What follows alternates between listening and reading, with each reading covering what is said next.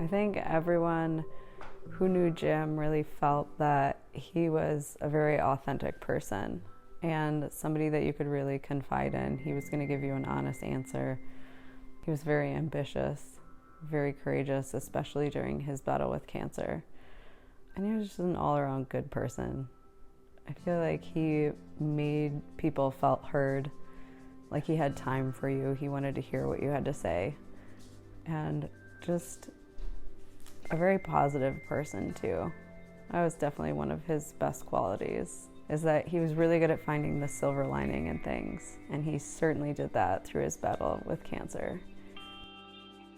He wanted to share his story and his challenges and his fight against cancer because he wanted to help other people. And he wanted to share what worked and suggestions of how to deal with things along the way, because it's a marathon is how we viewed it. We knew it was going to be something that wasn't fixed overnight, and it was going to take a long time to continue to chip away at with many treatments.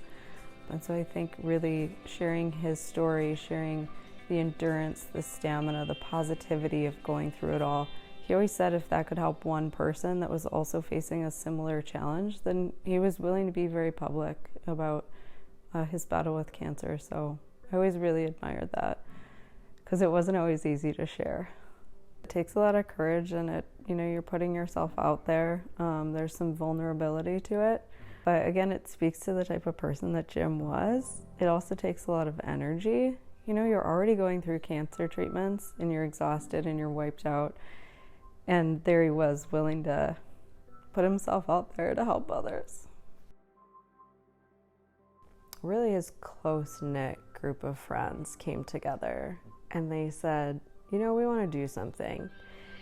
And they kind of called each other brothers, because none of them had brothers growing up. They all had sisters.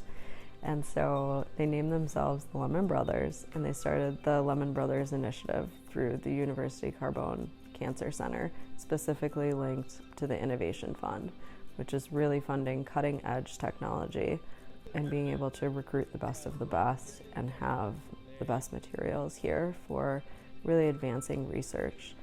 And so the Lemon Brothers came together and they said, let's create this fund in Jim's name.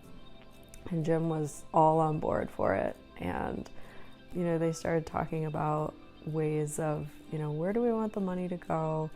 And what kind of events do we want to do? And how do we really get this to have a very big impact? And really, that's about prevention, treatment, and cures for all types of cancer.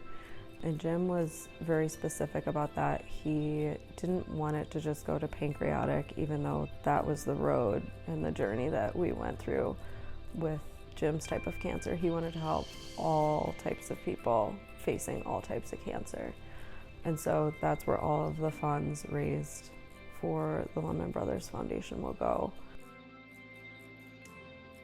You were a great example to all of us. And we certainly hope that we can carry on and pick up where you have left off. He had such a strength and inner strength. Nothing was a burden to anybody else around him. He didn't push anything off to anybody. And it's an inspiration to me.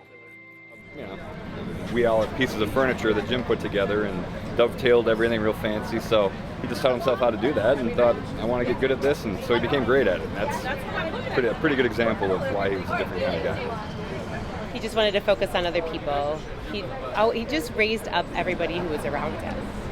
And I always admired him for that. People were drawn to him. He just had an inner light that people just wanted to be around and be near.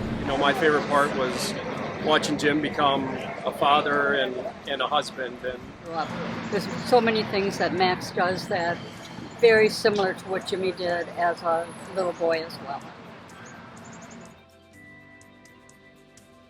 Because of generous giving to Carbone, they've been able to, fund research and find a cure for something that, somebody is diagnosed with in the future.